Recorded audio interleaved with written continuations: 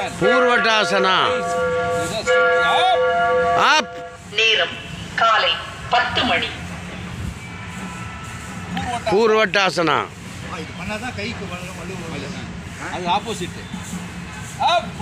ஈன்ற பொழுதில் பெரிது உவக்கும் தன் மகனை சான்றோன் என கேட்ட தாய்.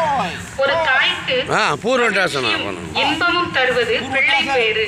அதனை விட பேரின்பம் அப்பிள்ளை நல்ல பிள்ளை என பிறரால் பாராட்டப்படுவது. ஈன்ற பொழுதில் பெரிது உவக்கும் தன் மகனை சான்றோன் என கேட்ட தாய்.